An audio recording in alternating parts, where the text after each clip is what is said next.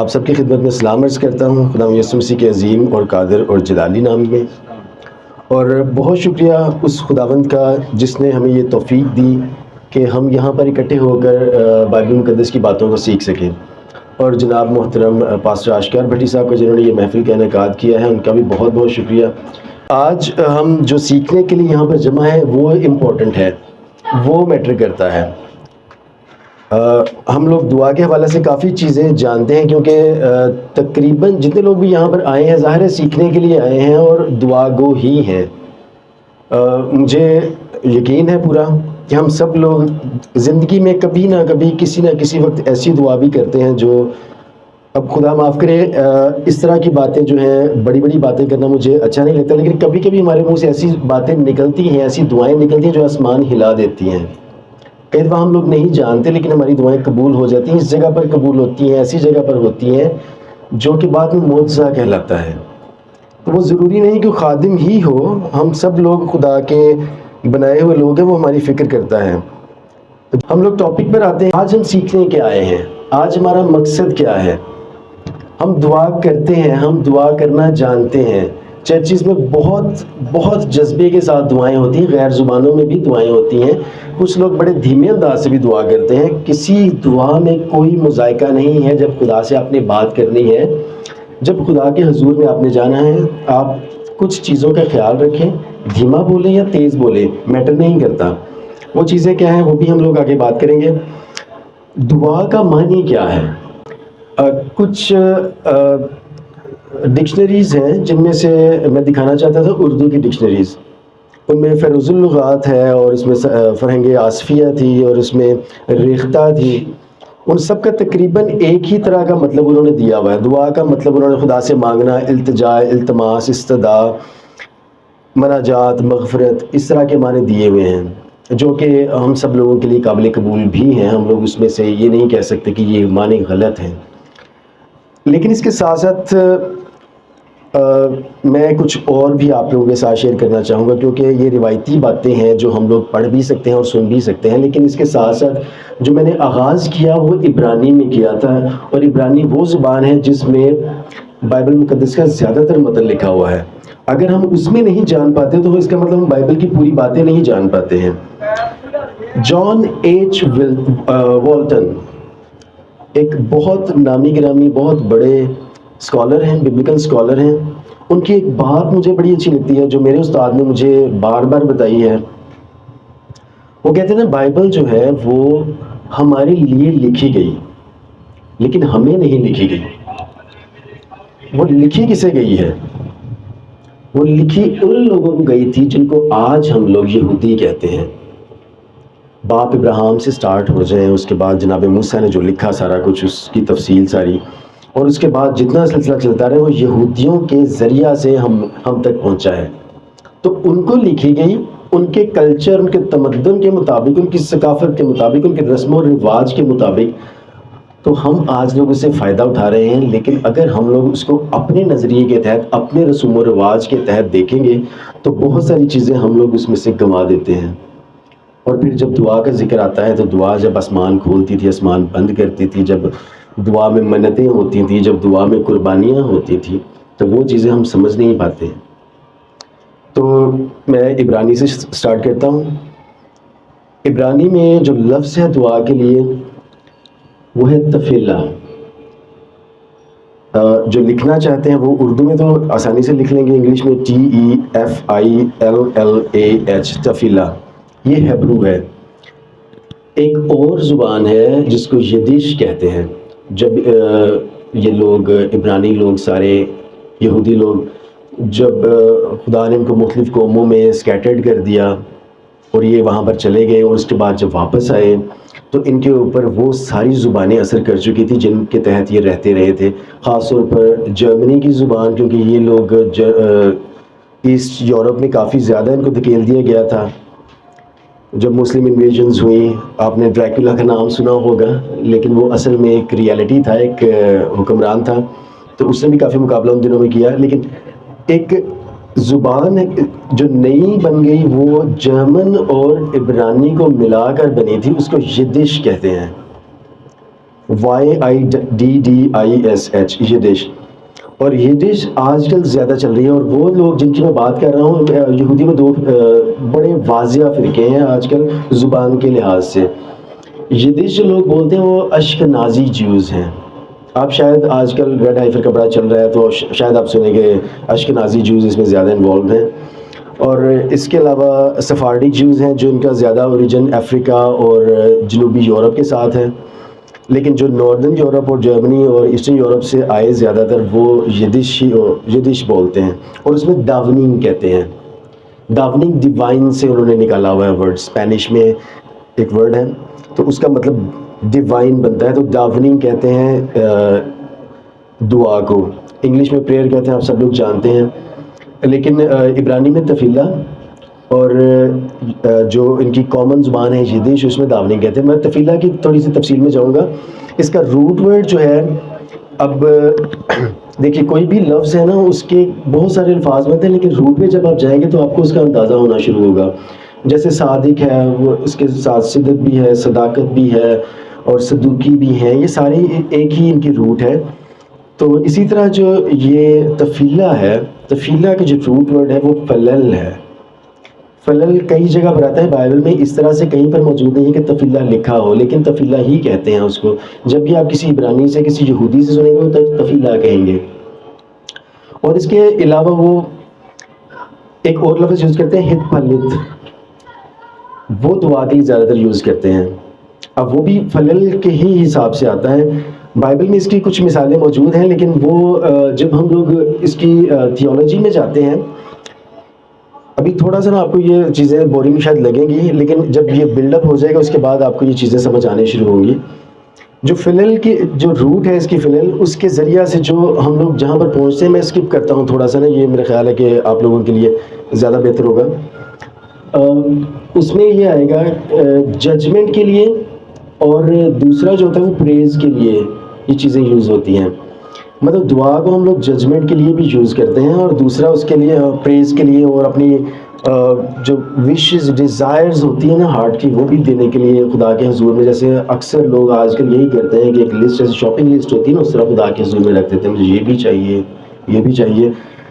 برا نہیں ہے، لیکن اس کے ساتھ کچھ اور چیزیں بھی ہیں، خدا سے مانگنے کے طریقہ کار بھی ہیں. تو اس کی روٹ فلل ہی ہے. ججمنٹ، خروج اگر آپ 21 باب اور اس کا 22 آیت پڑھتے ہیں، اس کے اندر ایک اصول دیا گیا، ایک لا دیا گیا ہے. ابھی کھولنے کی ضرورت نہیں ہے، اس کو آپ نوٹ کر لیجئے گا. اس میں جو روٹ ورڈ یوز ہوا ہے اس میں ججمنٹ کی ہی کنوٹیشن آتی ہے. اور ایک جو میں چاہوں گا کہ آپ بولیں وہ پیدائش 48:11 ہے. وہاں پر جناب یعقوب اپنے بیٹے کے حوالہ سے بات کر رہے ہیں. وہاں پر خیال کرنا، کسی کے بارے میں سوچنا ہے. جب ہم خدا سے بات کرتے ہیں تو خدا کے بارے میں ہم لوگ ذکر کر رہے ہوتے ہیں، سوچ رہے ہوتے ہیں. تو اسی طرح وہ اپنے بیٹے کے بارے میں سوچ رہا تھا. ورڈ وہ ہے، خدا کے بارے میں نہیں ہے، لیکن لفظ وہ ہے جو فلل اس میں آتا ہے. تو آج دراصل کچھ سیشن اس طرح کا ہے کہ میں نہیں چاہ رہا کہ یہ پریچنگ لگے آپ کو، یہ ٹیچنگ ہی لگے تو بہتر ہے. اس وجہ سے ہم لوگ کوشش کریں گے کہ جتنا زیادہ ہو سکے ہم لوگ بڑھتے جائیں آگے. آہستہ آہستہ ورسز نوٹ کر لیجئے گا، کیونکہ سوالات کا سیشن ہونا ہے، اس میں آپ لوگ یہ پوچھ سکتے ہیں. اچھا، 48:11 میں یہ یوز ہوا ہے. اس کے علاوہ اور بھی ہیں آیات، میں ابھی وہ نہیں بات کروں گا ان کے بارے میں.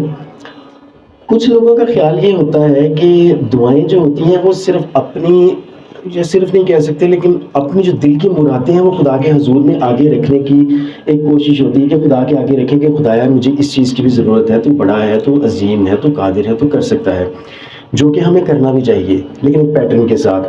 لیکن دعا صرف یہ نہیں ہوتی، التجائیں بھی ہوتی ہیں، اس میں درخواستیں بھی ہوتی ہیں. اس میں یہ سارا کچھ ہی آ جاتا ہے جو آپ کسی بڑے سے مانگ سکتے ہیں، جس کے اوپر یا جس کے آپ آگے حق رکھتے ہیں، حق کے ساتھ آپ مانگنا چاہتے ہیں. التجائیں اور درخواستیں جو ہیں یہ بہت بڑی چیز ہے، اور جب ہم نے کرنا ہے کس طریقے سے کرنا ہے، یہ ایک اوور ویو میں آپ کو دے رہا ہوں. تفیلہ سے میں نے سٹارٹ کیا، اوور ویو آپ کو دے رہا ہوں کہ ہم نے کرنا کیا ہے. اب ہم چلتے ہیں واپس ادھر ہی جہاں سے ہم نے سٹارٹ کیا تھا، تفیلہ یعنی عبرانی میں جائیں گے. عبرانی میں ہم نے طریقہ کار کیا یوز کرنا ہے. اصل میں یہ دعا ہے کیا؟ یہ خدا کے ساتھ دراصل کمیون کرنا ہے، خدا کے ساتھ ہمیں وقت گزارنا ہوتا ہے۔ اس کے بعد کچھ چیزیں ہیں جو عبرانی لوگ کیا کرتے تھے، انہوں نے ٹائم بنائے ہوئے تھے، 3 ٹائم تھے ان کے دعا کرنے کے، یہ آپ چیزیں نوٹ کر لیجیے گا۔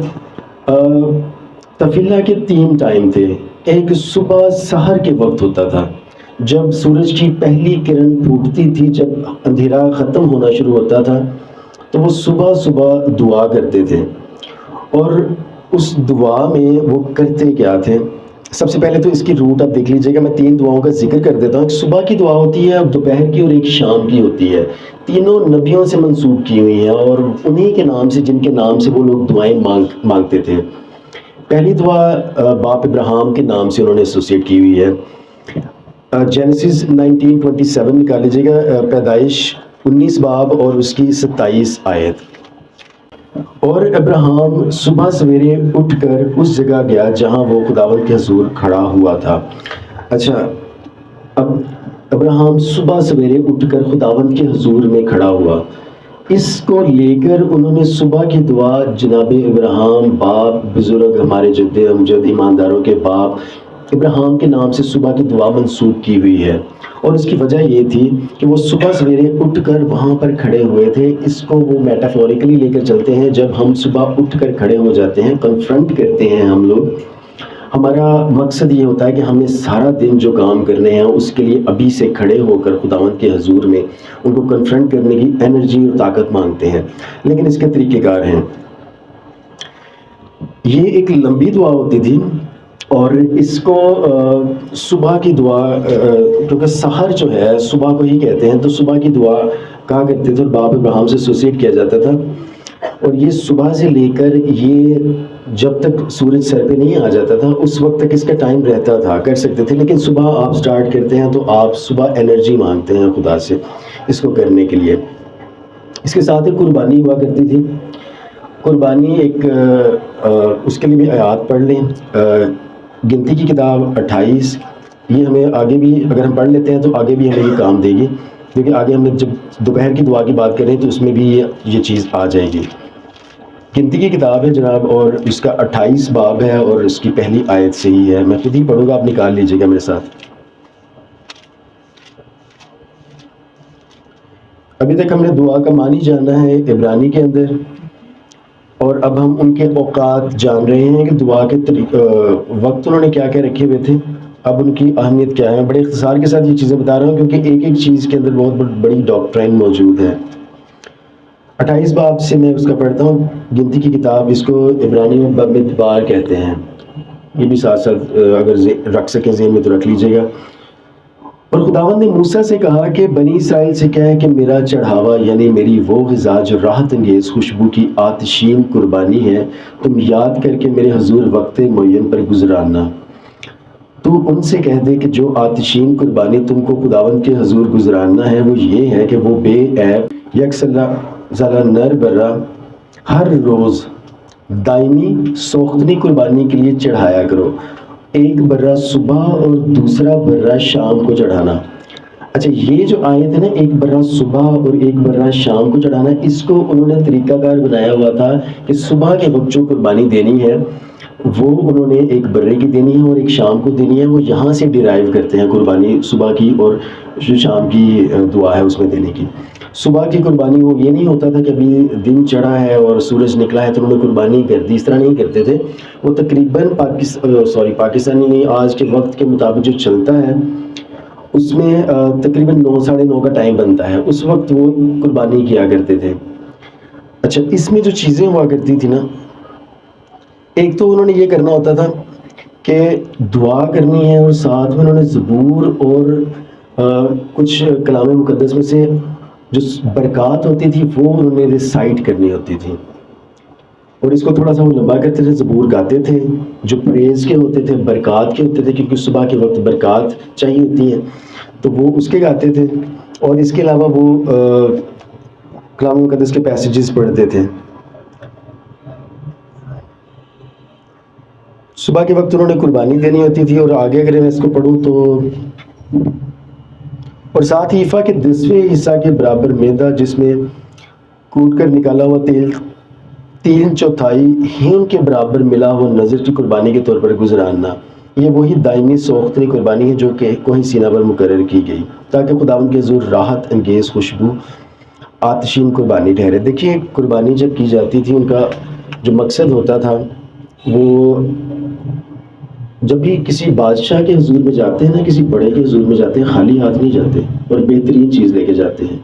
ان دنوں میں قربانی میں وہ سب سے بہترین چیز جو ہوتی تھی نا ان کے پاس، وہ اپنے اچھے والے برے لے کر جاتے تھے، یا اگر کوئی نہیں افورڈ کر سکتا اس کے لیے الگ سے چیزیں تھیں۔ لیکن ہیکل میں ایک روایت بنی ہوئی تھی کہ انہوں نے خداوند کے حضور میں ایک برے کی قربانی دینی تھی۔ دراصل جب بھی اکٹھے ہوتے ہیں نا، جب آج ہم بھی اکٹھے ہیں تو ہم لوگ بھی کچھ نہ کچھ کھائیں گے ضرور، لیکن جب ضیافت میں جب ظاہر ہے کہ کسی بڑے کے گھر میں جاتے ہیں تو وہاں پر کھانا بھی ہوتا ہے، تو اس کو سمبلائز کرتے ہوئے، یہ نہیں کہ وہ کھاتے تھے، سمبلائز کرتے ہوئے اس کو پورا جلا دیتے تھے، وہ خدا کے حضور میں وقف کر دیتے تھے۔ اور آج بھی جب ہم کسی بڑے شخص کے ساتھ گھر میں لے جاتے ہیں، کچھ نہ کچھ چھوٹا موٹا تحفہ لے جاتے ہیں، ہلکی پھلکی چیز لے جاتے ہیں، گو کہ ہم کئی دفعہ سمجھتے ہیں کہ وہ ہم سے زیادہ بڑا ہے، اس کے پاس زیادہ ہے، لیکن پھر بھی ہم چھوٹی موٹی چیز لے ہی جاتے ہیں۔ یہ ایک عزت کی نشانی ہوتی ہے، اور خداوند نے خود حکم بھی دیا ہوا تھا کہ یہ کرنا ہے۔ جب وہ قربانی کی جاتی تھی اس کا دھواں اٹھتا تھا، وہ جب دھواں اٹھتا تھا نا تو وہ خداوند کے حضور میں راحت انگیز خوشبو ہوتی تھی، خداوند اس کو پسند کرتے تھے۔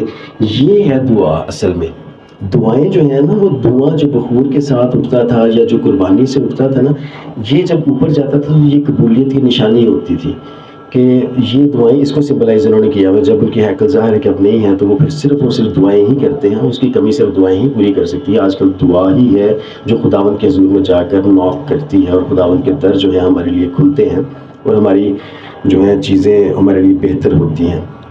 صبح کی قربانی، اس میں بھی قربانی ہوا کرتی تھی، اس میں دعائیں ہوا کرتی تھیں۔ اس کے بعد ہے دوسری جو دعا تھی ان کی، منخا۔ منخا کس کو کہتے ہیں؟ کہ گرین آفرنگ ہوتی ہے۔ گرین آفرنگ انہوں نے کس کے نام سے ایسوسیٹ کی ہوئی ہے؟ جناب اسحاق کے نام سے ایسوسیٹ کی ہوئی ہے۔ بڑی ترتیب سے لے چلتے ہیں، پہلے جناب باپ ابراہیم ہے، پھر ان کے بیٹے اسحاق ہیں، پھر اس کے بعد یعقوب آئیں گے۔ تو جناب اسحاق کے نام سے انہوں نے دوپہر کی دعا جو ہے وہ ایسوسیٹ کی ہوئی ہے۔ اگر ہم پیدائش کی کتاب 24 باب اور اس کی 64 آیت پڑھتے ہیں تو اس میں ہمیں مل جاتا ہے کہ وہ جناب اسحاق دعا کے لیے گئے تھے۔ 24 باب اور اس کی 64 آیت ہے، یہ 63 آیت ہے۔ اور شام کے وقت اسحاق سوچنے کو میدان میں گیا، اور اس نے جو اپنی آنکھیں اٹھائی اور نظر کی تو کیا دیکھتا ہے کہ اونٹ چلے آ رہے ہیں۔ یہ جو شام کے وقت لکھا ہوا ہے نا کہ اسحاق سوچنے کو میدان میں گیا، یہ میڈیٹیشن کے لیے گئے تھے۔ ان کی ایک، اگر ہم لوگ کے بارے میں مزید پڑھتے ہیں جو ہمیں کچھ مدراش میں مل جاتا ہے، جو یہودی لٹریچر میں ملتا ہے، تو وہ میڈیٹیشن کرتے تھے، خدا کے ساتھ وقت گزارتے تھے۔ اب یہاں پر جو شام لکھا ہوا ہے، میں اس کو دوپہر کے ساتھ کیوں ایسوسیٹ کر رہا ہوں؟ یہ میں نہیں کر رہا، اصل میں جب دن جو تھا درمیان میں آتا تھا نا، مڈ ڈے ہوتا تھا، جب آدھا دن گزر جاتا تھا، اس وقت سے یہ شروع ہو جاتی تھی، اور شام سورج ڈھلنے تک یہ دوپہر کی دعا جو ہے اس کا وقت رہتا تھا۔ اور اس میں جو قربانی کرتے تھے وہ ٹھیک 12 بجے یا سورج بالکل جب سیدھا ہوتا تو اس وقت نہیں کرتے تھے، وہ تقریباً آج کے 2:30-3 بجے کے قریب وہ قربانی کیا کرتے تھے، اور یہ شام کی قربانی کہلاتی تھی۔ قربانیاں ظاہر ہے کہ جب ہم بات کرتے ہیں تو ہمیں نہیں بتایا جاتا کہ شام کی قربانی کیا تھی اور صبح کی کیا تھی۔ یہ جو گنتی 28 باب میں ہم نے پڑھا تھا، یہ وہی قربانیاں ہیں جو صبح اور شام کی قربانیاں ہیں۔ تو اس وقت جب قربانی کرتے ہیں ساتھ میں اپنی مناجات بھی خداوند کے حضور میں پیش کیا کرتے تھے لوگ۔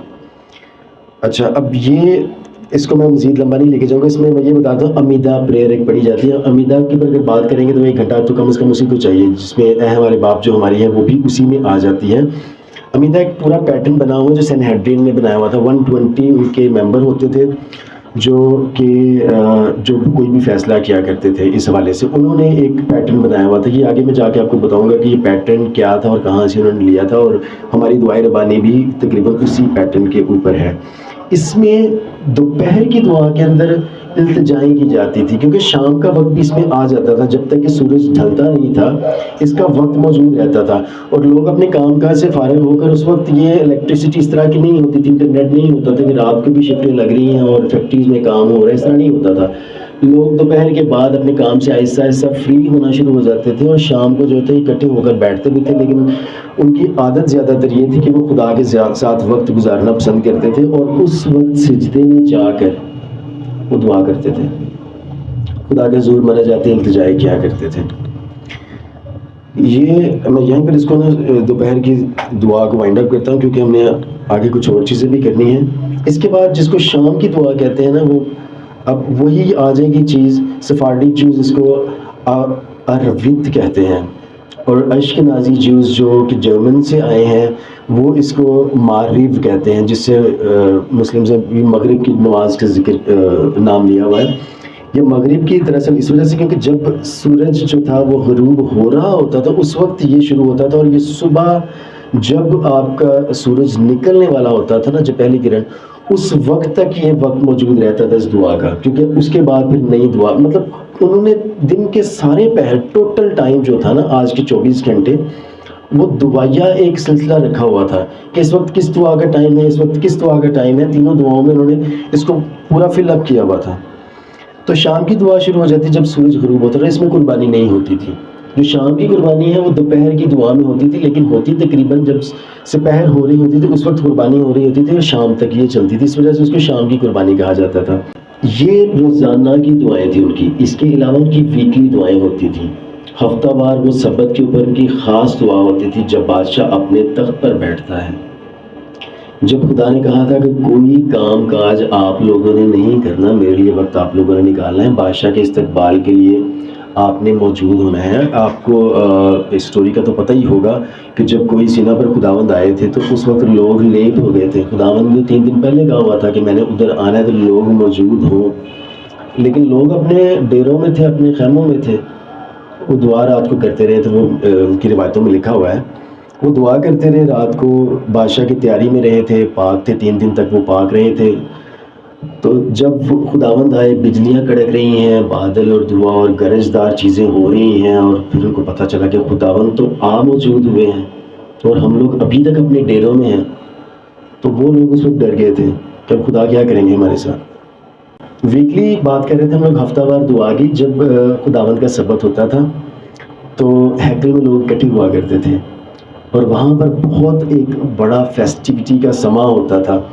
لوگ بڑے تیار ہو کر مکوا سے گزر کے، مکوا جہاں آج ہم لوگ اس کو بپتسمہ کہتے ہیں، مکوا کا طریقہ کار اس دور میں کچھ اور ہوتا تھا، آج کچھ اور ہے، کچھ بدل گیا ہے، لیکن روایتیں اسی طرح کی ہیں۔ قائم میں چلتا ہوا پانی ہونا چاہیے۔ اگر آپ بپتسمہ لیتے بھی ہیں تو پادری صاحبان ظاہر ہے کہ اس چیز کو ملحوظ رکھتے ہیں کہ پانی چلتا ہوا اس طرح سے ہو کہ ایک طرف سے پانی آ رہا ہے، دوسری طرف سے ایک پائپ لگا ہو جس سے نکل بھی رہا ہو، تو اس طرح سے یہ لیونگ واٹر کہلاتا ہے کہ چلتا ہوا پانی ہے، پانی کھڑا نہیں ہونا چاہیے۔ لیکن اس دور میں مکواز بنے ہوتے تھے، مکوا سینٹرز بنے ہوتے تھے، کیونکہ انہوں نے اس وقت یہ کرنا ہی ہوتا تھا کہ جب بھی انہوں نے ہیکل میں جانا ہے تو نہا دھو کر جانا ہے، مکوا کر کے جانا ہے۔ تو وہ جب بھی ہوتا تھا انہوں نے کرنا ہوتا تھا۔ کئی لوگوں نے اپنے گھروں میں بھی بنائے ہوئے تھے کہ صبح جب بھی اٹھنا ہے تو انہوں نے پورا پانی میں ڈپ ہو کر اس کے بعد اپنی ساری نجاست رات کی جو بھی ذہن میں ہے، نیتیں جیسے کرتے ہیں اس طرح سے کر کے جانا ہے۔ تو آج بھی ہمارے لیے وہی ہے، طہارت کے اصول وہی ہیں کہ ہم نے پوری طرح سے پاک ہو کر جانا ہے۔ روزانہ کی دعائیں ہو گئیں، اس کے بعد ہفتہ وار دعائیں ہوتی تھیں۔ ہفتہ وار آپ نے خداوند کے حضور میں جانا ہے، بڑے انتھوزیاسٹکلی جانا ہے، اور اس کے بعد پوری سروس اٹینڈ کرنی ہے۔ جس طرح آج ہوتی اس طرح نہیں ہوتی تھی۔ ہم معذرت کے ساتھ آج کل ہر کسی نے اپنا اپنا طریقہ خود بنایا ہوا ہے، لیکن اس وقت جتنی بھی سروسز ہوتی تھیں وہ چاہے کسی عبادت خانے میں ہو، ہیکل سے دور عبادت خانہ ہے وہاں پر ہو یا ہیکل میں ہو، ان کا طریقہ کار ایک ہی ہوتا تھا، تو اس کے مطابق وہ چلتے تھے۔ اس کے علاوہ جو تھا وہ ان کی سالانہ عبادات ہوا کرتی تھی۔ سالانہ عبادات کیا ہوتی تھی؟ جب عیدیں آتی تھی نا، جیسے عید پینتیکوس بھی ہے، اور اس کے علاوہ فسح ابھی آنے والی ہے، ہم لوگ منا چکے ہیں، لیکن یہودیوں نے جو کیلنڈر کے مطابق 14 نسان کو فسح جو بائبل میں لکھا ہوا اس کے مطابق وہ مناتے ہیں، وہ منڈے کو بن رہی ہے، وہ آ بھی رہی ہے۔ تو اس کے علاوہ ایک اور بڑی عید تھی، خیموں کی عید تھی۔ اب میں تھوڑا سا اس کے بارے میں بتاؤں گا، زیادہ اس میں لمبا نہیں جاؤں گا، صرف اس چیز کو بتانے کے لیے کہ اصل میں یہ چیزیں ہیں کیا۔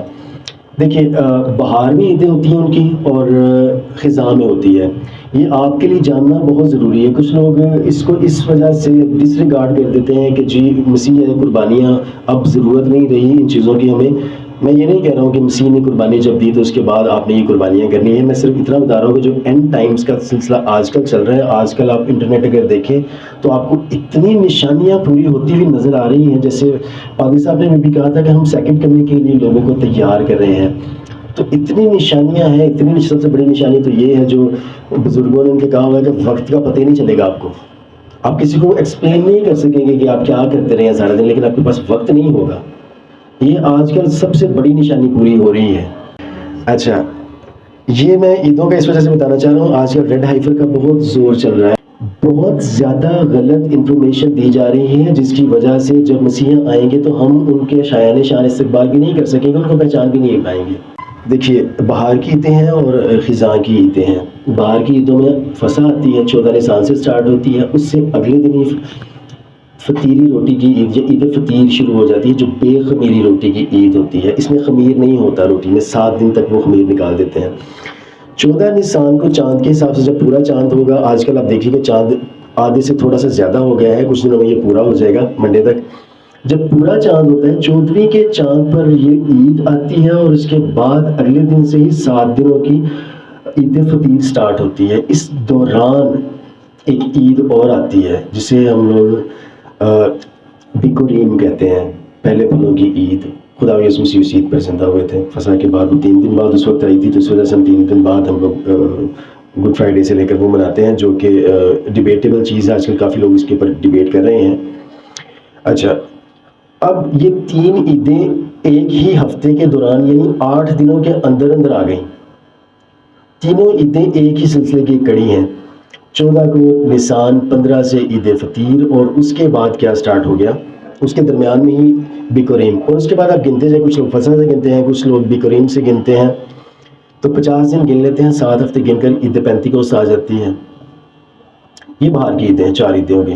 اس کے بعد 6 مہینے بعد ان کی اور عیدیں شروع ہوتی ہیں. یہ میں اس وجہ سے بتا رہا ہوں, یہاں پر آیا تھا کہ سالانہ ان کی عبادات ہوتی ہیں, تو اس وجہ سے یہ بتانا ضروری تھا.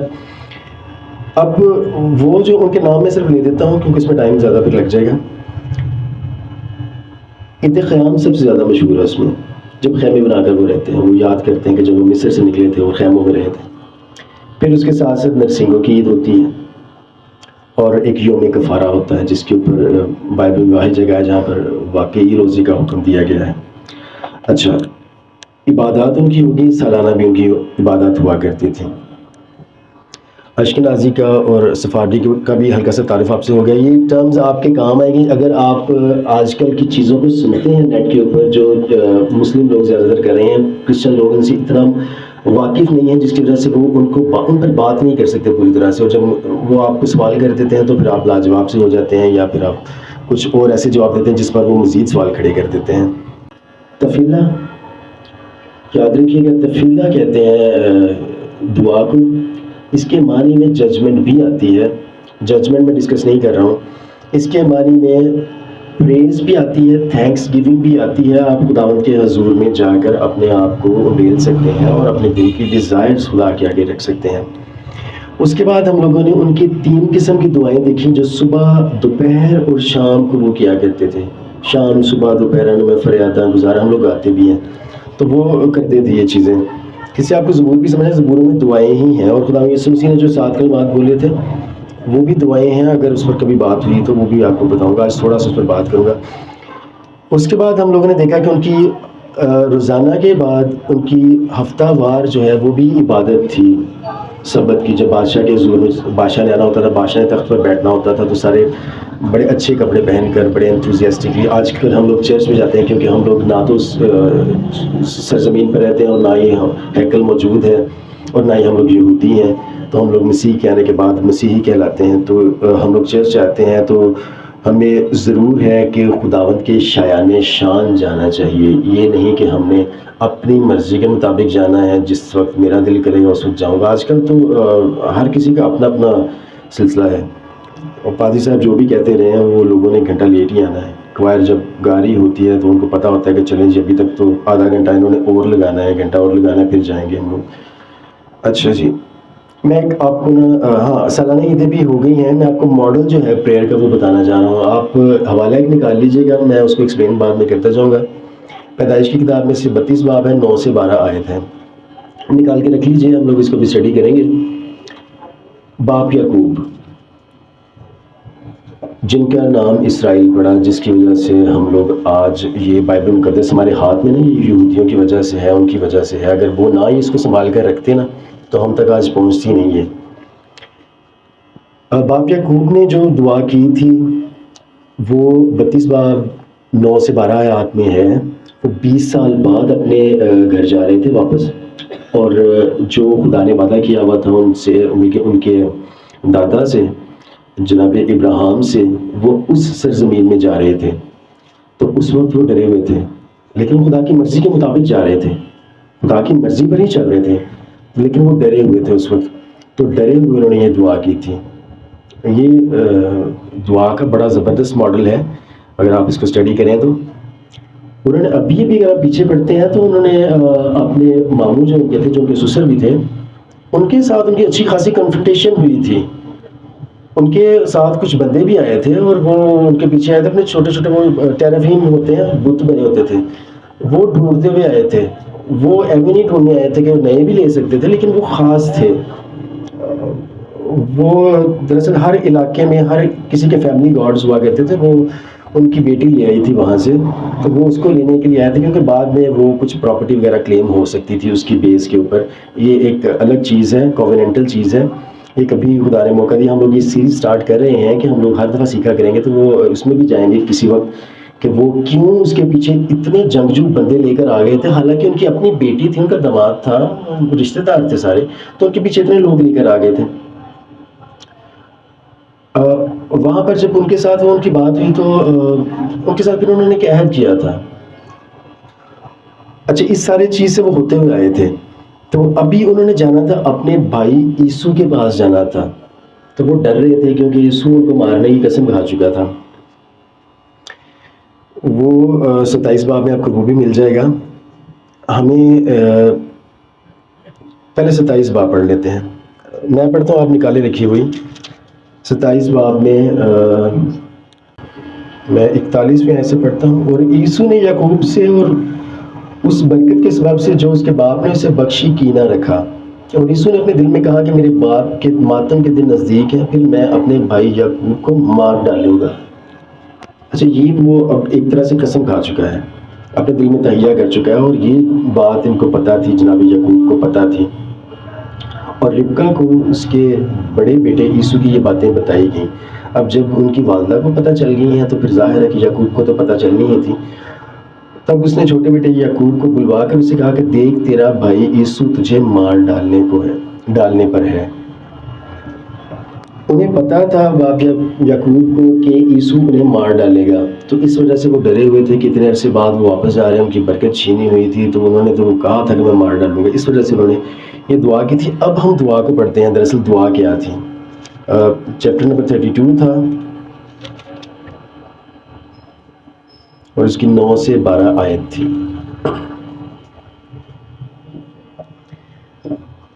اور یعقوب نے کہا، اے میرے باپ ابراہیم کے خدا اور میرے باپ اسحاق کے خدا، اے خداوند جس نے مجھے یہ فرمایا کہ تو اپنے ملک کو اپنے رشتہ داروں کے پاس لوٹ جا اور میں تیرے ساتھ بھلائی کروں گا. میں تیری سب رحمتوں اور وفاداری کے مقابلہ میں جو تو نے اپنے بندہ کے ساتھ برتی ہے بالکل ہیچ ہوں، کیونکہ میں صرف اپنی لاٹھی لے کر اس یردن کے پار گیا تھا، اور اب ایسا ہوں کہ میرے 2 ہول ہیں. میں تیری منت کرتا ہوں کہ مجھے میرے بھائی عیسو کے ہاتھ سے بچا لے، کیونکہ میں اس سے ڈرتا ہوں کہ کہیں وہ آ کر مجھے اور بچوں کو ماں سمیت مار نہ ڈالے. یہ ان کی دعا ہے، اور اس کے اندر ماڈل ہمیں کیا ملتا ہے؟ اچھا، اس دعا کا جواب بھی مل گیا تھا انہیں. بعد میں ان کے بھائی نے ان کو مارا نہیں تھا، وہ اگلے ہی چیپٹر میں مل جاتا ہے. 33 باب اور اس کی 4 آیت. اور عیسو سے ملنے کو دوڑا اور اسے بغل گیر ہوا اور اسے گلے لگایا اور چوما، اور وہ دونوں روئے. دعا قبول ہو گئی نا.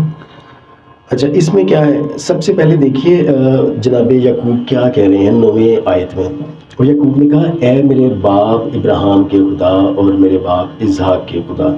خداوند جس نے مجھے یہ فرمایا کہ تو اپنے ملک کو اپنے رشتہ داروں کے پاس لوٹ جا اور میں تیرے ساتھ بھلائی کروں گا. سب سے پہلے انہوں نے خداوند کو ان کے ایٹریبیوٹس، ان کی جو عظمت ہے وہ بتائی. ہمارے پاس آج کل بتانے کے لیے بہت چیزیں ہیں نا، کہ وہ خدا بہت سارے کام کر چکا ہے جو بائبل مقدس کے اندر درج ہیں. اس وقت تو ظاہر ہے اتنے کام تو نہیں ہوئے تھے، لیکن جو چیزیں ہوئی تھی وہ بتا رہے تھے کہ تو میرے باپ ابراہیم کا بھی خدا ہے اور اسحاق کا بھی خدا ہے. مطلب وہ چیزیں یاد کروا رہا تھا کہ جس طرح سے وہ تیرے ساتھ چلتے رہے ہیں اور تو نے ان کے ساتھ بھلائی کی ہے، تو میں انہی کا وسیلہ یا واسطہ دے کر. یہ بھی یاد رکھیے کہ آج ہم لوگ خدا یسوع مسیح کے نام کے وسیلہ سے مانگتے ہیں، لیکن اس وقت ان کے پاس جو وسیلہ تھا وہ یہ 2 نام تھے. جب باپ یعقوب کے بعد لوگوں نے مانگنا شروع کیا تو 3 ناموں کے وسیلہ سے وہ مانگتے تھے، ابراہیم، اسحاق اور یعقوب کا خدا. یہ خداوند کو یاد کرواتے ہیں لوگ. سب سے پہلے تو انہوں نے خداوند کو ان کی عظمت کی، ان کی بڑائی کی، ان کو بتایا کہ تو بہت بڑا خدا ہے، تو باپ ابراہیم کا بھی خدا ہے اور اسحاق کا بھی خدا ہے. یہ انہوں نے ان کی بڑائی کی. اور پھر یہ بتایا کہ خداوند تیرے منصوبہ کے تحت ہی میں جا رہا ہوں، اور تو نے یہ بھی کہا تھا کہ میں بھلائی کروں گا. اچھا انہوں نے خداوند کو یاد کروایا، ان کے وعدے یاد کروایا. ان کا وعدہ تھا کہ میں بھلائی کروں گا. ہمیں بھی یہ کرنا ہے نا، کہ ہمیں سب سے پہلے تو خداوند کی بڑائی کرنی ہے، خداوند کو بتانا ہے کہ خداوند تو کتنا بڑا خدا ہے. خدا نے تمہیں آسمان اور زمین بنایا ہے، اس سے بڑی چیز کیا ہو سکتی ہے؟ آسمان اور زمین بنایا ہے. اس بحر و بر کا خالق ہے اور مالک ہے اور رازق ہے. خداوند کی بڑائی بتائیں، ان کو بتائیں کہ خداوند تو نے یہ اتنے بڑے کام کیے ہیں. کیونکہ آگے آپ نے التجا کرنی ہے، اس کے لیے پہلے ظاہر ہے کہ تھوڑی سی بٹرنگ کرتے ہیں، فلیٹرنگ کرتے ہیں، تھوڑا سا اپنے آپ کو بتاتے ہیں کہ باپ میں نے کچھ چیز سے مانگنی ہے. ماں سے بات کرتے ہیں، باپ سے جب بات کرتے ہیں تو آپ ان کو ذرا اچھی چیزیں بتاتے ہیں. لیکن یہاں پر خدا ہے تو خدا کو آپ بتائیں خدا کتنا بڑا خدا ہے. یہ نہیں کہ خدا کو نہیں پتا، لیکن آپ نے جب جانا ہے کسی طریقے سے جانا ہے. یہ طریقہ ہم لوگ کہاں سے سیکھ رہے ہیں؟ جناب یعقوب کی زندگی میں سے سیکھ رہے ہیں. انہوں نے بھی ایسے کیا. پھر خداوند کو یاد کر رہے ہیں، خداوند تیرے وعدے بھی ہیں، خداوند تو نے میرے ساتھ بھلائی کا وعدہ کیا ہوا ہے. تو یہ انہوں نے یاد کروایا. اور پھر انہوں نے یہ بتایا کہ میں تو تیری تابع داری کر رہا ہوں، میں تو تیری مرضی کے مطابق ہی جا رہا ہوں جہاں پر جا رہا ہوں. اور اس کے بعد جب ہم لوگ دیکھتے ہیں نا کہ میں تیری سب رحمتوں اور وفاداری کے مقابلہ میں جو تو نے اپنے بندہ کے ساتھ برتی ہیں، بالکل ہیج کنفیشن ہے. یہ ایک اپنے آپ کو نا پیش کیا جا رہا ہے کہ میں اس قابل نہیں ہوں کہ تم میرے ساتھ اس طرح کے کام کرے. تم نے بہت بڑے کام میری زندگی میں کیے ہیں، میں اس لائق نہیں ہوں، لیکن تمہیں کیے ہیں. اپنے آپ کو بہت ڈاؤن ٹو ارتھ لے کر جائیں، عاجزی کا مظاہرہ کریں، کیونکہ آپ خدا کے سامنے ہیں. آپ اپنے آپ کو چھوٹا کر دیں، آپ اپنے آپ کو اس طرح کر دیں کہ خدایا مجھ میں کچھ نہیں ہے، سب کچھ تجھی میں ہے، اور جو مجھ میں ہے وہ تجھی میں سے آتا ہے. تو یہ طریقہ کار ایک پیٹرن ہے جس کو ہم نے فالو کرنا ہے. پھر اس کے بعد اس نے اپنا مدعا وہاں پہ رکھا تھا خداوند کے حضور میں. جب انہوں نے کنفیشن بھی دے لیا نا، پھر انہوں نے اپنی ریکویسٹ پیش کی جو انہیں ڈر تھا. کیا لکھا ہوا ہے؟ لکھا ہوا ہے کہ اچھا اب یہ بھی انہوں نے کہا تھا کہ میں صرف اپنی لاٹھی لے کر گیا تھا یردن کے پار. اب ایسا ہوں کہ میرے پاس 2 گول ہیں. یہ بھی بتایا کہ خدا تو نے میری زندگی میں کام کتنے بڑے کیے ہیں. تو ہم لوگ بھی خدا کو بتا سکتے ہیں خدا تو نے میری دعائیں سنی ہیں، ارد گرد کی چیزیں بتا سکتے ہیں. آپ کی زندگی میں کچھ نہ کچھ ایسا ہوا ہوگا جو خداوند کا ہاتھ وہاں پر آپ کو نظر آتا ہے. میں تیری منت کرتا ہوں، یہ 11ویں آیت ہے، کہ مجھے میرے بھائی یسوع کے ہاتھ سے بچا لے. اصل میں یہ دعا تھی ان کی. وہ جا رہے تھے یسوع کے پاس اور اتنے 20 سال کے عرصے کے بعد جا رہے تھے، تو انہیں وہاں پر یہ ڈر تھا کہ اس نے مجھے مارنا ہے، اس نے کہہ دیا ہوا ہے. تو ابھی تو اس کے بندے بھی آ رہے ہیں ساتھ، اگر پیچھے پڑے تو اس کے ساتھ بندے بھی تھے. تو اس نے کچھ باپ یعقوب نے کچھ لوگ بھیج کر پتہ کروایا تھا، اس کے ساتھ کچھ 800 آدمی کے قریب تھے. تو اسے ڈر تھا کہ شاید وہ مجھے مار دیں گے. تو یہ ڈر تھا انہیں، جس کی وجہ سے انہوں نے پھر خداوند کے آگے ریکویسٹ رکھی. اب ریکویسٹ رکھنے تک ہماری بات ختم نہیں ہوتی. ہم نے خدا کی بڑائی بھی بیان کر دی، ہم نے خدا کے کام بھی بیان کر دی، اپنے آپ کا بھی بتا دیا کہ خدایا میں اس قابل نہیں ہوں. اس کے بعد ہم نے پھر خدا سے اپنی التجا بھی کر دی. پھر کیا کرنا ہے ہم نے؟ پھر ہمیں یہ بتانا ہے کہ خدایا یہ کام جو میری زندگی میں چاہ رہا ہوں تو کرے، یہ کیوں تو کرے. آگے ہم لوگ اس کو پڑھتے ہیں، پھر اس کے بعد میں اس کو تھوڑا سا مزید ایکسپلین کرتا ہوں.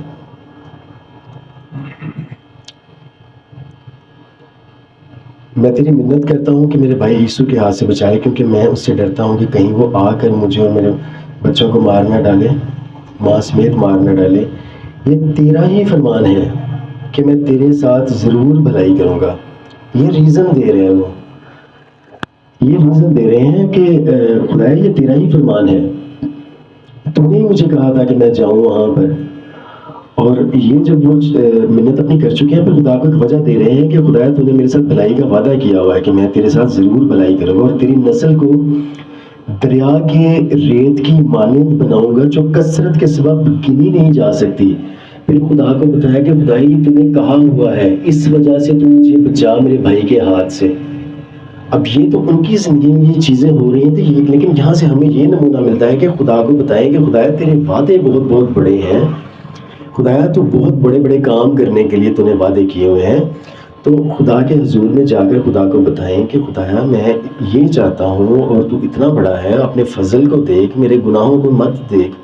میرے گناہ تو ظاہر ہیں ہی، میں تو ہوں ہی تیرے قدموں کی خاک کے برابر بھی نہیں ہوں، لیکن تو اپنا فضل دیکھ، تیرا فضل کتنا بڑا ہے۔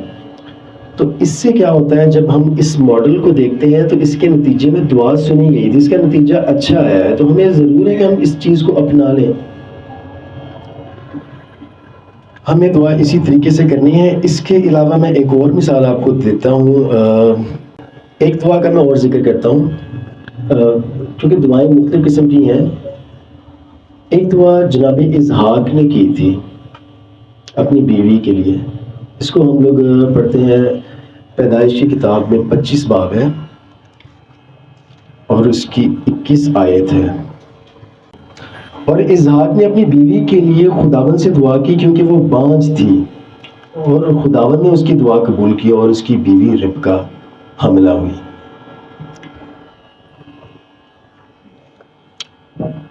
یہ دعا دیکھیے ایک صادق ہے۔ اب صادق کی ڈیفینیشن ہمیں پتہ ہونی چاہیے کہ صادق جو ہوتا ہے وہ خدا کے بہت قریب ہوتا ہے، اور اس کی امپلیکیشنز بہت بہت بڑی ہیں، میں اس میں ابھی نہیں جاؤں گا۔ لیکن اسحاق صادق تھے، ان کی دعا قبول ہونی ہی چاہیے تھی، لیکن ان کو بھی وقت لگا۔ ان کی شادی کو بھی ان کو 20 سال ہو چکے تھے، ان کی کوئی اولاد نہیں تھی، تو ان کو 20 سال کیسے لگ گئے؟ صادق ہیں اور ان کو 20 سال لگ گئے ہیں، اور ان کی دعا جو ہے 20 سال بعد جا کے قبول ہو رہی ہے۔ اس کی کچھ وجوہات تھیں۔ اگر ہم لوگ پیچھے جاتے ہیں تو جب انہوں نے، میں اس کے 3 وجوہات بتاؤں گا آپ کو، اگر چلتا رہا کام اسی طرح ٹائم رہ گیا تو پھر میں آپ کو یا مناسب لگا تو میں چوتھی بھی بتا دوں گا۔ ایک چیز تو یہ تھی کہ جو ان کی وائف تھیں ربکا، وہ آپ کو پتہ ہے کہ وہ لابن کی بہن تھیں۔ ابھی ہم نے پڑھا ہے کہ ان کا بیٹا یعقوب جو تھا، اس کی دعا کے بارے میں بات کی ہم نے، تو لابن اس یعقوب کا ماموں تھا، تو ربکا کا بھائی تھا لابن۔ بت پرست لوگ تھے اور نجس تھے کسی حد تک، کافی حد تک، کیونکہ وہ بتوں کی پوجا کرتے تھے، اور خداوند جو ہیں بت پرستی کو پسند نہیں کرتے۔ ان کے جو جتنی بھی عبادت گاہیں ہیں، ایون کہ وہ تو بت بھی اٹھا کر لے آئی تھیں۔ جب باپ یعقوب کی شادی ہوئی تھی نا، تو وہ اپنے باپ کے بت بھی اٹھا کر لے آئی تھیں۔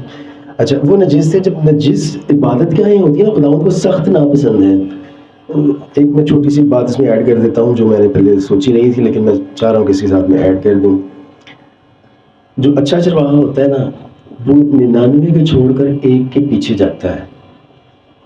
کیوں جاتا ہے؟ کہ اس کو چیر پھاڑ کو دے گا، اس کا خطرہ ہے، یہ بھی ہے۔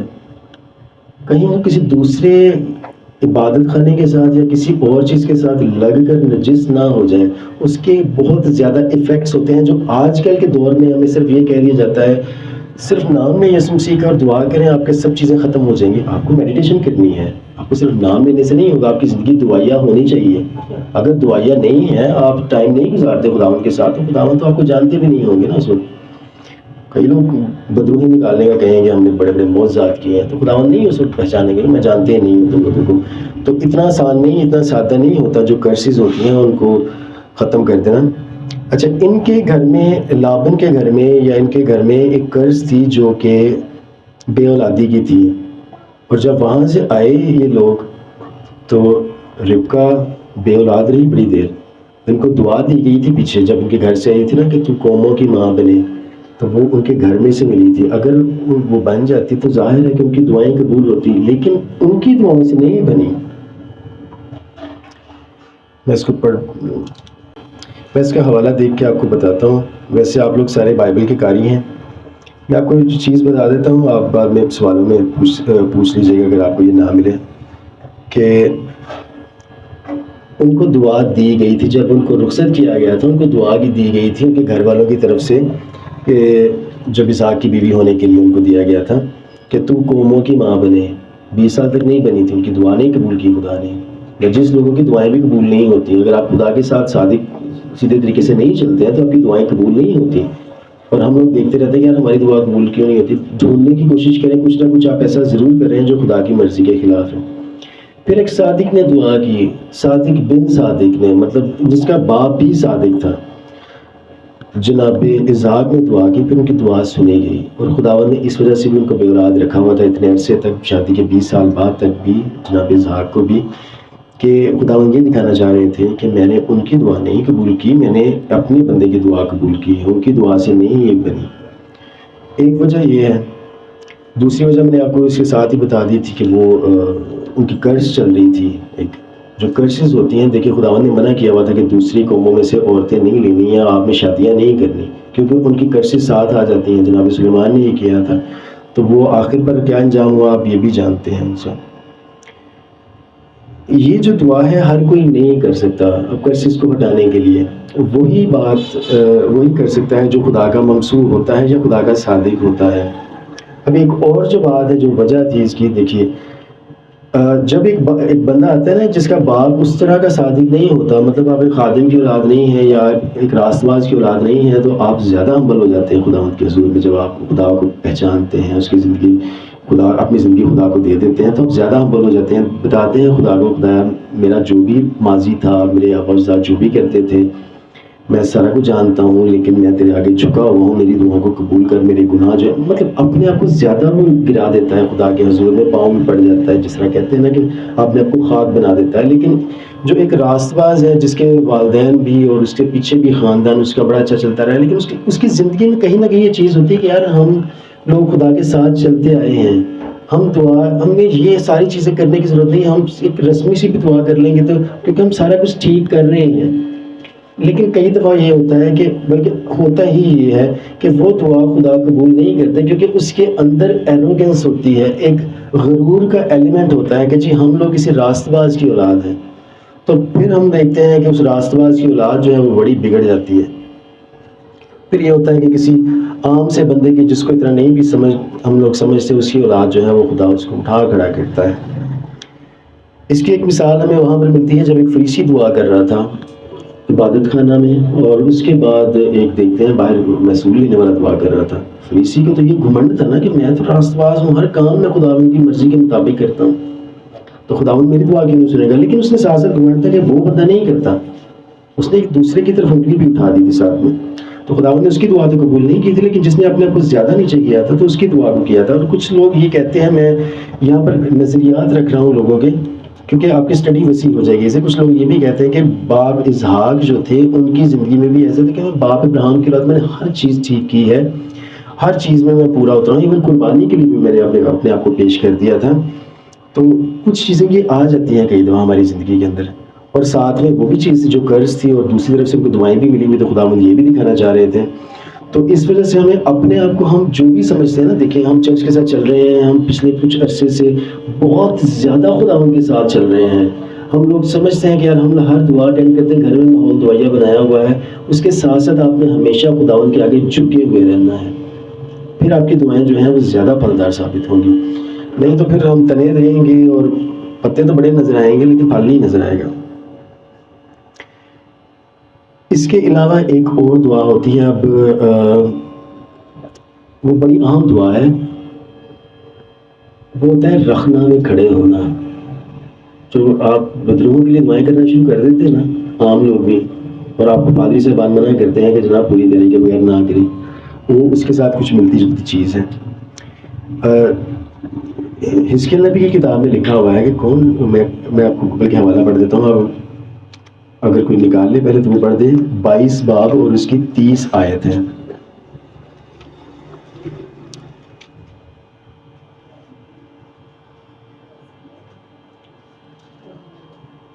اچھا میرے پاس میں نے نکالی.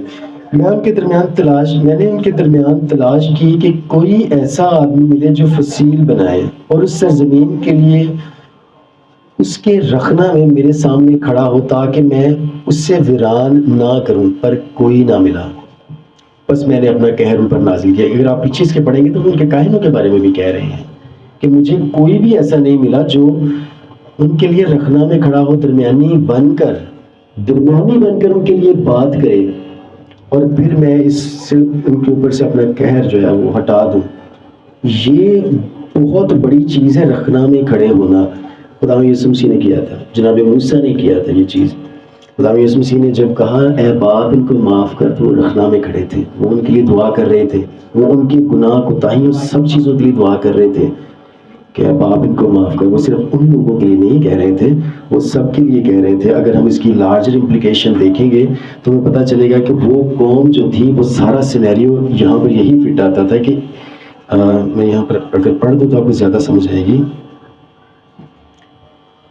پیچھے سے اگر ہم دیکھتے ہیں یہ پورا تقریباً چیپٹر ہی اسی طرح کی ہے. میں کاہنوں سے پڑھنا چاہ رہا ہوں. 26ویں آیت ہے 22 باب کی حزقیل. اس کے کاہنوں نے میری شریعت کو توڑا اور میری مقدس چیزوں کو ناپاک کیا ہے. انہوں نے مقدس اور عام میں کوئی فرق نہیں رکھا اور نجس ظاہر میں امتیاز کی تعلیم نہیں دی اور میرے سبتوں کو نگاہ میں نہیں رکھا اور ان میں بے عزت ہوا. اچھا یہ اگر آپ پڑھتے جائیں گے نا تو آپ کو پتہ چلے گا کہ ان دنوں میں کیا ہو رہا تھا. جناب مسیح کے دور میں بھی یہی چیزیں چل رہی تھی. اگر آپ ہیکل کی ساری اس کی بناوٹ سے واقفیت رکھتے ہیں، اس دور کے جو کاہن تھے وہ سارے پولیٹیکل تھے، وہ سیاسی تھے. کبھی ایسا نہیں ہوتا کہ ایک دور میں 2 3 کاہن ہوں. وہ انہوں نے مدتیں بنا لی ہوئی تھی اور ہر کوئی اپنی اپنی باری لے رہا تھا. اور وہ پیور اسرائیلی بھی نہیں تھے، انہوں نے رشوتیں دے دے کر اپنی سیٹیں لی ہوئی تھیں وہاں پر. اور جو ہیرودیس خود بھی پورا یہودی نہیں تھا، اس کو لومڑی کہا گیا ہے. لومڑی اس کو کہتے تھے جو پورا یہودی نہ ہو، مکس اپ ہو. اس کی ماں آئی تھی یہودی تھی اور باپ اس کا رومی تھا. تو اس کی بڑے لوگوں کے ساتھ انڈرسٹینڈنگ تھی. وہ کیسر کے ساتھ رہا تھا کچھ عرصہ، پھر اس نے وہاں سے اپنے آپ کو بادشاہ بنوا لیا تھا کہ میں یہودی ہوں، مجھے ان کے اوپر بادشاہ کا. اب اس کے ساتھ مل کر جو سردار کاہن وغیرہ ہوتے تھے وہ اس کو تحفے تحائف یا اس کی مرضی کے فتوے دے کر، تو وہ جیسے آپ سمجھ سکتے ہیں کہ جب یوحنا کو مروایا بھی گیا تو وہ دوسری شادی کا مسئلہ تھا کہ وہ شادی کیسے کر سکتا ہے اس کے ساتھ، تو اس وجہ سے اس کو مروا بھی دیا گیا. بہرحال یہ جتنے بھی کاہن آتے تھے، سردار کاہن خاص طور پر آتے تھے، یہ پولیٹیکلی مووڈ ہوتے تھے. یہ پولیٹیکلی ان کو رکھا جاتا تھا، ان کے ساتھ کچھ نہ کچھ مفادات جڑے ہوئے ہوتے تھے. تو جب یہ مفادات ان کے ساتھ جڑے ہوتے تھے، ظاہر ہے کہ انہوں نے خداوند کے کلام کو دوسرے درجے پر رکھنا ہوتا تھا. اس وجہ سے ہیکل کے سردار کاہن اور وہ نظام سارا کرپٹ تھا اس وقت. اب یہیں سے حساب لگا لیے، جب انہوں نے خدا یسوع مسیح کو پکڑا ہے، وہ رات کو لے گئے ہیں سینہیڈرین کے اندر. سینہیڈرین کے اپنے اصول کہتے ہیں کہ رات کو آپ کیس نہیں چلا سکتے، آپ کو صبح کا ویٹ کرنا ہے. لیکن انہوں نے اپنے قانون کے خلاف رات کو ہی کیس چلایا. کبھی کسی طرف لے کے جا رہے ہیں، کبھی کسی طرف لے کے جا رہے ہیں. رات کو 3 4 پیشیاں ان کی کروا دیں، اتنی جلدی میں تھے. خداوند کے کلام کا ریگارڈ ہی نہیں کرتے تھے. تو اس چیپٹر کو آپ پڑھیں گے نا حزقیل کے، تو جو ہو رہا تھا وہاں پر رخنا میں کھڑا ہونے کے لیے وہ تلاش کیا جا رہا تھا. تو خدا یسوع مسیح صادق تھے. اپنے دور کے ہر دور میں ایسا ایک صادق ہوتا ہے کہ جس کی دعا ایسی قبول ہوتی ہے کہ کسی اور کی اس طرح نہیں ہوتی. تو خدا یسوع مسیح تو ویسے بھی خدا کا بیٹا تھا اور وہ اپنی ذات میں الوہیت رکھتے تھے. ان کی دعا کیسے قبول نہ ہو، لیکن انسان بھی تھے ساتھ ساتھ. انہوں نے انسان کے طور پر ایک درمیانی کا کردار ادا کیا. ایک آخری مثال دے کر اس کے بعد جناب موسیٰ، آیتوں میں نہیں جاؤں گا، آپ سب لوگ جانتے ہیں جناب موسیٰ نے کیا کیا. خداوند کے حضور میں 40 دن کھڑے رہے. خداوند کے حضور میں خدا کا کلام لیتے رہے، ان سے خداوند کے قانون لیتے رہے. ایک نیا ملک بنانے جا رہے تھے وہ لوگ، ایک آئین لے رہے تھے. آئین کے بغیر ملک نہیں چلتا، اور آئین مقدس ہوتا ہے. پاکستان میں بھی یہی کہتے ہیں نا کہ آئین مقدس ہوتا ہے. تو آئین جو تورات تھی وہ مقدس ہے. خداوند سے لے رہے تھے وہ، تاکہ ملک کے اصول کس طرح سے چلنا ہے وہ سارے لے کر آئیں. پیچھے کیا کیا لوگوں نے سونے کا بچڑا بنا لیا. بہت بڑا گناہ تھا جو کہ خداوند معاف نہیں کرتے، شرک کا گناہ، کسی اور کو معبود بنا لینا، اور وہ بھی ایک بت کو، اور وہ بھی اس بچڑے کو جو پہلے سے مصر میں موجود خداؤں میں سے ایک تھا، انہوں نے بنا لیا۔ اب وہاں پر خداوند نے اپنے لوگوں کو چھوڑ دیا، موسیٰ سے کہا یہ تیرے لوگ ہیں، میرے نہیں ہیں۔ تو جناب موسیٰ ظاہر ہے کہ ان کو پتہ تو چل گیا تھا کہ بڑا معاملہ ہو گیا ہے اور خداوند نے ان کو چھوڑ دیا، تو انہوں نے کہا، اگر آپ پورا پیسج پڑھتے ہیں تو انہوں نے کہا میرے نہیں خدا تیرے ہی لوگ ہیں۔ تو مختصر کہانی یہ ہے، میں اس کی ڈیٹیل میں نہیں جانا چاہ رہا، وہ آپ پڑھ لیجیے گا، آپ نے پڑھا بھی ہوگا۔ وہ وہاں پر اپنے لوگوں کے لیے کھڑے ہو گئے، حالانکہ خداوند نے کہا تھا کہ میں تجھ میں سے ایک قوم بنا دوں گا۔ اب یہ بہت بڑی بات ہے، خداوند خود کہہ رہے ہیں، تو کون ہے جو اس سے انکار کر سکے، یا کون ہے جو اس کے رستے میں رکاوٹ ڈال سکے؟ ان کو میں ختم کر کے، جیسے ابراہیم، اسحاق، یعقوب کا نام چلتا ہے، موسیٰ کے نام سے قوم چلے گی، یہ ساری ختم ہو جائے گی، اب صرف بنی موسیٰ ہوں گے، باقی ختم ہو جائیں گے سارے۔ لیکن ایز اے لیڈر رخنا میں کھڑا ہونا بہت بڑی بات ہے۔ انہوں نے کہا کہ نہیں خدایا، تو ان کو ساتھ، تو ان کو لے کر آیا وہاں پر، لوگ کیا کہیں گے؟ اب وہ خدا کو بتا رہا ہے کہ لوگ کیا کہیں گے، خدا ان کو نکال کر لایا مارنے کے لیے، وہاں پر اپنی قوم کے آگے کھڑے ہو گئے۔ قوم نے گناہ کیا ہوا تھا، ایسا گناہ کہ جو خدا ان معاف نہیں کر سکتے تھے، تو انہوں نے کہا خدایا نہیں، اس طرح نہیں۔ لوگ کیا کہیں گے؟ مختلف طریقوں سے خدا کے ساتھ وہ آرگیومنٹ کرتے رہے ہیں۔ خدا کے ساتھ آرگیومنٹ ہی ہم لوگ کر سکتے ہیں۔ روحانی جو جنگیں ہیں وہ آرگیومنٹ کے تحت ہی ہوتی ہیں۔ روحانی وارفیئر میں کبھی تلواریں نہیں چلتی، گولیاں نہیں چلتی، ٹینک وغیرہ نہیں چلتے۔ جو فرشتے بھی کرتے ہیں نا، وہ اس طرح کے نہیں کرتے۔ جب جناب موسیٰ کی لاش کے اوپر تکرار بھی ہوئی تھی، اس وقت بھی ایک وکیلوں کی طرح آرگیومنٹ ہو رہے تھے۔ میکائیل تھے اور دوسرا ابلیس تھا، وہ آپس میں آرگیومنٹ کر رہے تھے کہ جناب موسیٰ نے یہ کام جو ہے نا خدا کی مرضی کے خلاف کیے، وہ کہہ رہے تھے نہیں نہیں، انہوں نے یہ کام جو ہے وہ اچھے کیے ہیں۔ اس طرح سے ان کا آرگیومنٹ ایک چل رہا تھا۔ جناب موسیٰ نے بھی آرگیومنٹ کیا خداوند کے ساتھ کہ جناب اگر ان کا نام نکالنا ہے تو میں تو تیرا، مجھے کہہ رہے ہیں نا کہ میں تیرے نام سے کر دوں گا، تو پھر مجھے بھی مار دے، کیونکہ میں ان کا لیڈر ہوں۔ میں اگر مجھے لیڈر بنایا تو میں اپنی قوم کو مرنے نہیں دوں گا۔ انہوں نے بچا لیا تھا۔ سیدھی سی ایک آخری بات، کہانی مختصر یہ ہے کہ انہوں نے اپنی قوم کو بچا لیا رخنا میں کھڑے ہو کر، لیکن صرف وہی کھڑے ہو سکتے تھے کیونکہ وہ خدا کے ساتھ ڈائریکٹ تھے۔ انہوں نے یہ اسپرچول لیول اٹین کر لیا ہوا تھا جس میں نہ بھوک لگتی تھی نہ پیاس لگتی تھی۔ جب خدا کی حضوری میں جاتے تھے تو وہ زیادہ پرنور ہو کر واپس آتے تھے۔ میں اگر آج 2 دن کھانا نہیں کھاتا نا تو میں بڑا کمزور نظر آتا، میں 2-3 دن سے بیمار ہوں، آپ کو شاید میری آواز سے فیل ہو رہا ہوگا، تو انرجی کم ہو جاتی ہے بندے کی۔ جناب موسیٰ یا خداوند یسوع مسیح یا جناب ایلیا، انہوں نے 40 دن بغیر کھائے پیے گزارے ہیں، ایسے اسپرچول لیول کے اوپر تھے کہ جہاں پر انہیں بھوک پیاس نہیں لگتی تھی اور طاقت بھی بحال رہتی تھی۔ اور پھر شیطان آ کر کہتے تھے خداوند یسوع مسیح جی کہ روٹی بنا دیں پتھروں کو، اس کو کہتے تھے کہ مجھے بھوک، مطلب انسان صرف روٹی سے جیتا نہیں، لیکن وہ بھوک اپنی شو ہی نہیں کر رہے تھے، اپنی کمزوری شو ہی نہیں کر رہے تھے۔ اس لیول تک جب آپ پہنچ جاتے ہیں خداوند کے ساتھ، روزوں میں ٹھہرتے ہیں، پھر خدا کے حضور جب آپ روزے رکھ کر بھی آپ کو کمزوری فیل نہیں ہوتی، آپ خداوند کی انرجی آپ زیادہ فیل کرتے ہیں، اور جب آپ کو کوئی 4 دن یا 3 دن یا 7 دن کے روزے کے بعد بھی کہتے ہیں دعا کریں ویسے کہ ویسے انرجیٹک ہوں، تو اس کا مطلب ہے رکھنے میں کھڑے ہو سکتے ہیں۔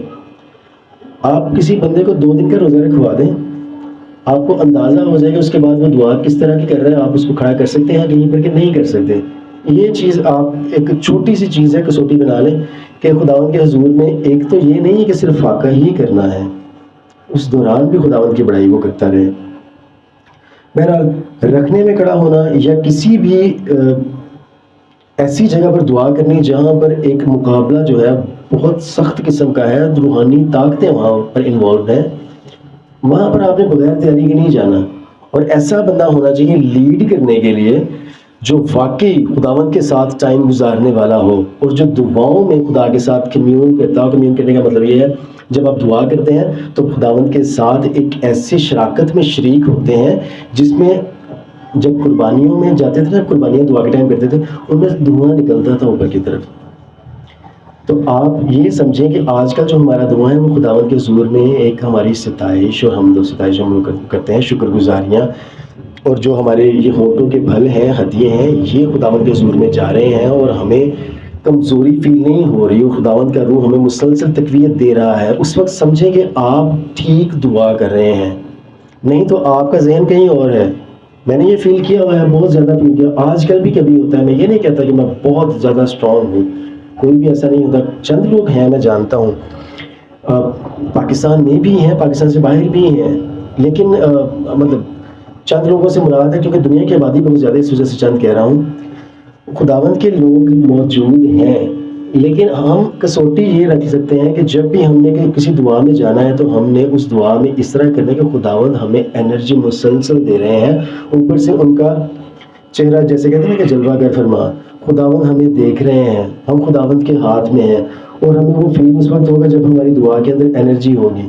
میں نے اکثر خادمین کو دیکھا ہے، خادم میرے سامنے بھی بیٹھے ہیں ظہیر بھائی کو میں نے اکثر دیکھا، جب بھی ان سے دعا کرتے ہیں ان کی آواز بڑی اسٹرانگ ہوتی ہے، اور یہ لمبی دعائیں بھی کرتے ہیں. میں نے ان کو لمبی دعائیں کرتے ہوئے دیکھا ہے، گھنٹے گھنٹے 2 گھنٹے لوگوں کو یہ دعائیں کروا رہے ہوتے ہیں چرچ میں. پہلے میں نے دیکھا غیر زبانوں میں بھی ویسے بھی انرجی ڈاؤن نہیں ہوتی. کچھ لوگ ساتھ میں پرستش بھی کرواتے ہیں، اس میں وہ خود بھی پرستش کرتے ہیں. دیکھیے یہ ڈیوائن چیز ہے دعا. جب آپ خدا کے ساتھ ہوتے ہیں پھر آپ کو اس چیز کا احساس نہیں رہتا. یہ لیول جو ہے یہ ذرا مشکل سے اٹین ہوتا ہے، اتنا آسان نہیں ہوتا. یہ نہیں ہے کہ آپ کو بولنے کی زیادہ پریکٹس ہے تو آپ اس وجہ سے آپ زیادہ بول کر خداوند کے حضور میں وہ لیول اٹین کر سکتے ہیں. ہوتا اس طرح سے ہے کہ آپ اپنی زندگی میں خداوند کے کام جو ہیں ان کو ایگزیبٹ کر رہے ہیں، مطلب خداوند کے حضور میں جانے سے پہلے بھی عام زندگی میں بھی آپ خدا کے حکموں پر عمل کرتے ہیں، وہ ساری چیزیں آپ کے ساتھ چلتی ہیں، پھر آپ خدا کے حضور میں جاتے ہیں اور قابل قبول ہوتے ہیں. جی شکریہ. بزرگ داؤد کی چیزیں ہیں کچھ ان کے زبور میں، ہر جگہ پر ہمیں کچھ چیزیں ایسی نظر آتی ہیں جو پورے عہد کے ساتھ تعلق رکھتی ہیں. دیکھیے بزرگ داؤد کی زندگی میں بہت زیادہ اتار چڑھاؤ رہے ہیں. اگر میں ان کی بات سٹارٹ کروں گا تو ہمیں کچھ چیزیں ہیں جو گورنمنٹ کے حوالے سے سیکھنی پڑیں گی، کچھ چیزیں ہیں جو بادشاہی کے اصولوں کے حوالے سے سیکھنی پڑیں گی. مثال کے طور پر جب وہ کہتے ہیں تو میرے دشمنوں کے روبرو میرے آگے دسترخوان بچھاتا ہے، ایک اصول ہے جو شاہی محلات میں یا بادشاہ کا پروٹوکول ہوتا ہے. بادشاہ کے ساتھ کھانا کھانا جو ہے بہت بڑے اعزاز کی بات ہوتی ہے، اور جب کسی کے دشمن کے آگے دسترخوان بچھایا جاتا ہے اس کا مطلب ہے کہ وہ ان کے ساتھ پوری طرح شامل ہے، جبکہ بادشاہ کا دشمن اس کے سامنے کبھی شامل نہیں ہو سکتا. اس کے کھانے میں کھانا صرف دوستوں کے ساتھ یا پھر ان کے ساتھ کھایا جاتا ہے جن کے ساتھ کوئی بڑی ڈیل کرنی ہو آپ نے، یا ان کے ساتھ کوئی عہد باندھنا ہو. تو جب بزرگ داؤد کہہ رہے ہیں کہ تو میرے دشمنوں کے روبرو میرے آگے دسترخوان بچھاتا ہے، تو وہ یہ چیز بتا رہے ہیں کہ جو میرا دشمن ہے وہ اس وقت کسی اعلیٰ پوزیشن پہ ہے، کیونکہ خداوند نے جو بزرگ داؤد کو پوزیشن دی تھی وہ یہ دی تھی کہ وہ ایک بادشاہ کے ہوتے ہوئے جب خداوند نے اس بادشاہ کو رد کیا تو ان کو بادشاہ ہونے کے لیے مسا کروایا تھا. تو زبور 23 کے اندر وہ بادشاہ تو نہیں ہے، وہ ساؤل بادشاہ ہے. اگر آپ اس کا بیک گراؤنڈ دیکھیں گے تو وہ جب کہہ رہے ہیں ایک آیت ہے بڑی مشہور ہے، مجھے پوری طرح وہ یاد نہیں ہے، جب یونتن کہتے ہیں کہ جب پہلا چاند ہوتا ہے نا، کل نیا چاند ہے. اور نیا چاند کیا ہوتا ہے؟ جب سال کا شروع ہوتا ہے وہ روش شانہ ہوتا ہے. ہاں جی، وہ ہر مہینے کا نیا چاند نہیں وہ کہہ رہے تھے، حالانکہ ہوتا ہے تیری جگہ خالی رہے گی اور تم یاد آئے گا. اچھا، یہ آیت میں نے اکثر جگہوں پہ دیکھی ہے، جب کوئی دوست عیدوں پہ یاد کرتے ہیں نا ایک دوسرے کو. میں نے 1-2 جگہ وہ بھی پڑھی ہے کہ لگا کہ تیری جگہ خالی رہے گی اور تیری یاد آئے گی. وہ جونتن جو تھے وہ ایک شہزادے تھے، ساؤل کے بیٹے تھے. اب ساؤل کا بیٹا جب روش شانہ کا کھانا ہوتا تھا، مطلب جب نیا چاند تھا تو اس کا ایک کھانا ہوتا تھا بڑا جو بادشاہ کے ساتھ ہوتا تھا. ادھر انہوں نے یونتن نے ان کی جگہ رکھی ہوئی ہے، حالانکہ بادشاہ جو ساؤل ہے وہ جناب داؤد کے خلاف ہے، اس کو مارنے کے در پہ ہے، لیکن یونتن نے کہا کہ تیری جگہ خالی رہے گی، کوئی اس پہ نہیں بیٹھے گا. تو بادشاہ کے آگے روبرو اس کا دسترخوان تو لگا ہوا ہے نا، تو اس کی جگہ ہے. تو اس کا مطلب ہے کہ بزرگ داؤد یہ کہہ رہے ہیں کہ میرے دشمنوں کے آگے تم دسترخوان بچھا رہے ہیں. مجھے ابھی بھی سرفرازی بخشی ہوئی ہے، دشمن ہوتے ہوئے بھی یہ مجبوری ہے اس کی کہ اس کو میری جگہ اس کے بیٹے کے وسیلہ سے صحیح لیکن خالی رکھنا پڑ رہی ہے، میری جگہ وہاں پر ہے، ایک تو وہ داماد بھی ہے ان کی نا، تو اس وجہ سے ان کی کچھ چیزیں ایسی ہیں کہ جو مختلف زبوروں میں پھیلی ہوئی ہیں. ان کے 70 سے زیادہ زبور انہوں نے لکھے ہیں، تو سب کی اگر بات نہیں میں کر سکتا، لیکن اس پہ کبھی پھر بات کریں گے سب پہ، اس میں جو مین چیزیں ہیں ان پہ. اور جناب مسیح نے جو باتیں کہی ہیں وہ مسیحا کس طرح سے کیا کیا کہہ سکتے تھے اور کس آفس پہ تھے، مطلب کس عہدہ پر تھے، مسیح کا عہدہ ہے کیا تھا، تو یہ چیزیں سمجھنے کے لیے بھی ٹائم لگے گا ہمیں. تو اگر تو بھٹی صاحب کہیں گے تو ہم لوگ اس پر ایک نشست کبھی رکھ لیں گے دوبارہ.